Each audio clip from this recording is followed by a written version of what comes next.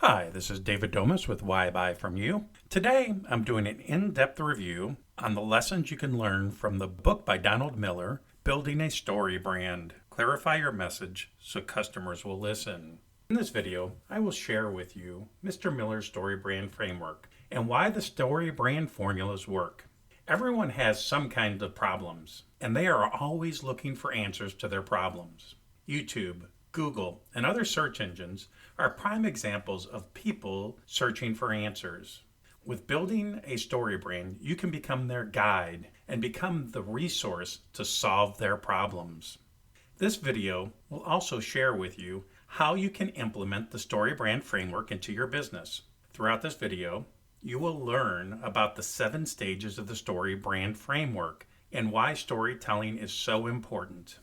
This book will also help you understand how to hold a prospect's attention. Mr. Miller states that you need to create music, not noise. You do this by creating a simple, relevant message. To show a real-world example of this, he shares the messaging transformation that Steve Jobs went through. For many years, Steve Jobs was the backbone of Apple, but his messaging was not always free from noise. At the end of his first time with Apple, he launched the Lisa computer with a 9-page ad in the New York Times loaded with every feature. But the average person could not understand the things he was pointing out. Mr. Miller shares how Steve was different after he was at Pixar. Steve changed his go-to-market strategy because he was surrounded by great storytellers. He learned much about how to keep an audience's attention. He learned to refine his message while working with Pixar Animation. Since people want to be the focus, the guide is there to support the main character. Think of Yoda teaching young Master Luke. If you think about it, if you're watching a movie on Netflix and the story does not grab your attention right away, you will quickly move on to the next movie. So let's go ahead and get started with the 7 stages. The first stage is a character. So a story brand principle 1 is that the customer is the hero, not your brand. So you need to position your customers as the heroes and you as the guide. Ask yourself what customers want as it relates to your brand. Because unless you identify something the customer wants, they will never feel invited into your story that you're telling. One tool marketers and movie makers use is creating a story gap. A story gap is when you place a gap between the character and what they want. In movies, it is known that people pay attention to the gap. You can also create these gaps in your marketing. A recent example of this is the movie Free Solo, which is a documentary about Alex Honnold's dream of climbing El Capitan in Yosemite without a rope. No one has ever climbed the 3,000-foot granite cliff without a rope. Everyone considers it almost certain death if you were to try. The gap is between what Alex wants to achieve and how he will do it. The gap is so powerful that the movie has received unprecedented reviews from viewers. On Rotten Tomatoes, it has a 99% like ratio, and Google Reviews, it has a 95% like ratio. You will need to watch the movie to see if Alex tries or survives his goal. All I can say is it keeps you on the edge of your seat. The book, Building a Story Brand, will give you a detailed understanding of how to create story gaps. Mr. Miller shares additional tips in regards to focusing on the character. First, he suggests paring down the customer's ambition to a single focus. No, you don't present the 27 things you offer your customers, even if they're all great features. It dilutes the hero's desire by having too many things to focus on. You can bring other features into the story by creating subplots. That is discussed in much more detail in the book. So your goal is to define something simple and relevant to customers, something that you want them to know you for, and that you deliver on that promise. The next tip is choose a desire relevant to their survival. Here is a list of examples of survival needs: safety, health, happiness, financial, social acceptance, gaining status, conserving or gaining financial resources, time. So what feature or benefit do you have to help them survive and thrive? Next, we'll go to the second stage, which is has a problem. Story brand principle number 2. Companies tend to sell solutions to external problems, but customers buy solutions to internal problems. Customers want to solve a problem that disrupts their lives. The three types of problems they face are external, internal, and philosophical. Internal frustrations are the ones they are most motivated to resolve. When you identify your customers' problems, it deepens the story we are telling. They recognize brands that understand them. The challenge is developing the hook.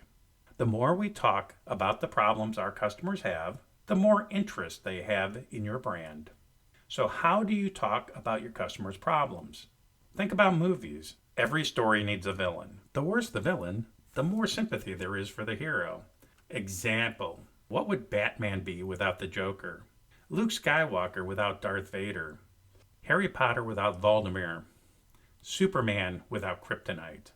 We can vilify an idea or problem we solve. Advertisers put focus on their customers' problems in order to capture their imagination and give their frustrations a focal point. Mr. Miller also shares the 4 characteristics of a good villain. A villain should be the root source. An example would be high taxes. A villain should be relatable. Is it something that we instantly dislike? A villain should be singular. You only need one. A villain should be real. So don't be a fearmonger. In other words, what is the main thing your company does to defeat your customer's frustration or villain? Now I want to share with you details of the 3 types of conflict. Again, they are external problems, internal problems, philosophical problems. These are problems people want your company to solve. 1. External problems. They're real problems a hero must overcome. From the movies, think about Keanu Reeves having to keep the bus speed over 50 miles per hour or the bomb will go off. Or Billy Bean in Moneyball. He is focused on winning games. What external problems does your product or service solve? Internal problems. Companies often overlook how they solve internal issues for their customers. An example of this is Apple. Their sales started growing once they started focusing on the customer's internal problems. So what was an internal problem with computers? Many people were intimidated by them. Apple focused on making an easy-to-use interface. So they sold a solution to customer intimidation. Another example of this in the book is external problem, unsightly home. Internal problem, sense of embarrassment, having the ugliest house on the street. A paint company marketing to their internal problem, paint that will make your neighbors jealous. Marketing our products as the solution to both external and internal solutions increase your perceived value and in many cases, actual value of the product or service. The book provides many great examples of how businesses do this. Next, we have philosophical problems. These are issues that start with why. These are things that get people saying shouldn't or ought. They shouldn't be able to, or people ought to be treated better. A movie example of this from the book is Jerry Maguire and his manifesto about how their clients are worth more than just the money they can bring in and making it more about the relationship. That philosophical issue played out throughout the movie. It's really about your customer's deeper sense of meaning. This is used in the political arena all the time. The perfect brand promise addresses all 3 of these problems. Yes, you should position to external, internal, and philosophical problems. Here's an example. Tesla Motors. The villain is gas-guzzling inferior technology. External, I need a car. Internal, I want to be an early adopter of new technology. Philosophical, my choice of car ought to help save the environment. The book walks you through additional examples. Take the time to think through how your company can address all 3 of these. The 3rd stage, and meets a guide. Storybrand principle number 3. Customers aren't always looking for another hero. They're looking for a guide. If they could solve their own problems, they would. Almost every human being is looking for a guide to help them win. Companies that position themselves as heroes are competing with the customers and leaving them with a distant feeling. Remember, customers are the center of their own world. Everyone goes through stages of life. Mr. Miller refers to them as chapters. Here are some examples. Grew up poor, started understanding the importance of relationships. When they realized they were good at something, sports, math, art, etc. When they left home. These are transformational journeys we go through. Each event marks the end of one chapter and the beginning of a new one. Every hero is looking for a guide. Example, a football coach who taught you the importance of hard work and pushed you to go further than you thought you could. If the hero in a movie solves their own problems, the audience will tune out. If the hero could solve their own problems, they most likely would not have gotten into trouble in the first place. Here's a couple examples. Katniss has Haymitch. Luke Skywalker has Yoda. Hamlet was guided by his father. Romeo was taught the ways of love by Juliet. So a fatal mistake that many brands make is they position themselves as the hero rather than the guide. Remember, the story is not about us. Heroes are often ill-equipped and filled with self-doubt. They don't know if they have what it takes. But the guide has been there and done that, and has already conquered the hero's challenge in their own backstory. People are looking for a guide to help them, not another hero. The two characteristics of a guide are empathy and authority. Yoda understands Luke's dilemma and has already mastered the skills that Luke must use to win the day. The guide must have this precise 1-2 punch to move the hero and story along. When we empathize with the customer's dilemma, we create a bond of trust. People trust those who understand them, and they trust brands that understand them. Oprah Winfrey describes empathy this way: every human being wants to be seen, heard, and understood. This is the essence of empathy. Empathetic statements. We understand how it feels too. Nobody should have to experience. Like you, we are frustrated by. We care about you. Or the one Bill Clinton is famous for. I feel your pain. The goal is to have your customers know that we understand and that we would like to help them. Are you like me? Mr. Miller uses the example of the Discover card commercials we see on TV. When someone calls into the customer service at Discover, they get an exact duplicate of themselves on the other end of the line. Demonstrate authority. A hero is looking for someone who knows what they are doing when they are looking for a guide. Someone who can demonstrate that they have helped other heroes win the day. Our websites, commercials, and emails need to check off a box in their minds. Here is a list of items you can use to show your authority. Testimonials. Let others do the talking for you. Give them the gift of going second. 3 testimonials is a great number to start with. Statistics. How satisfied are your customers? How much money have you helped them save?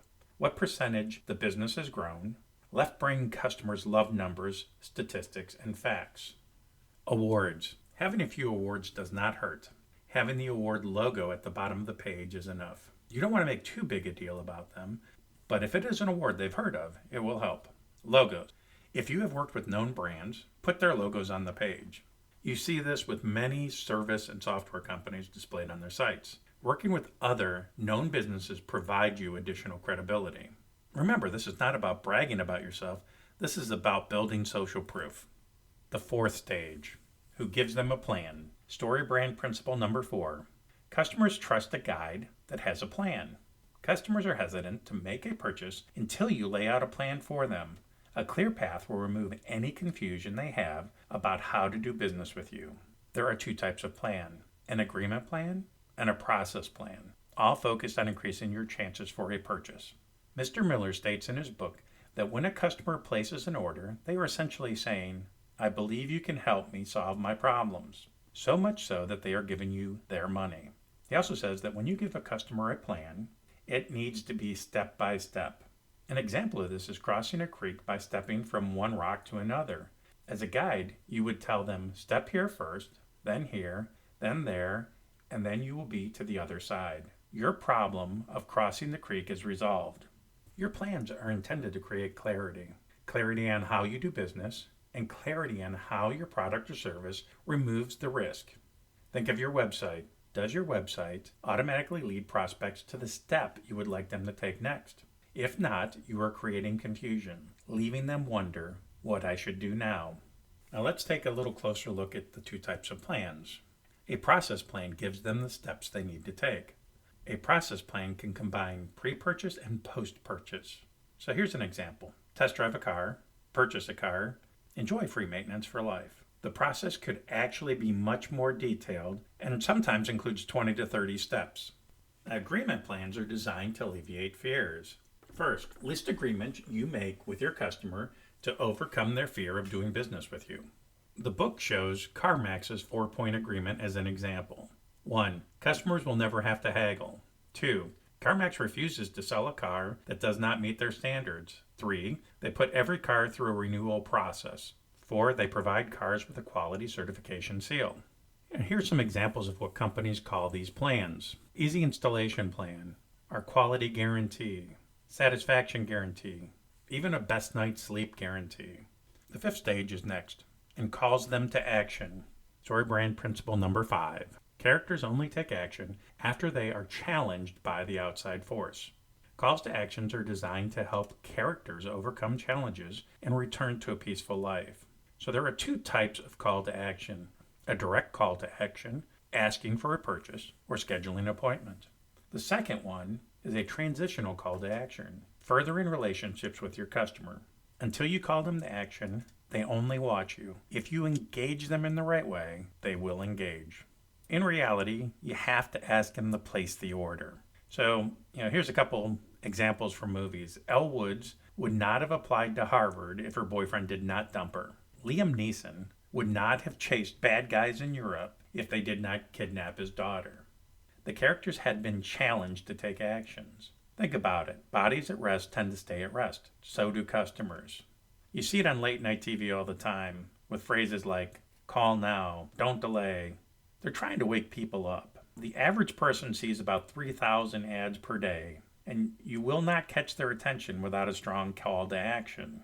So buy now buttons are powerful, and the fastest way to grow a business is to make clear call to actions and then repeat them over and over.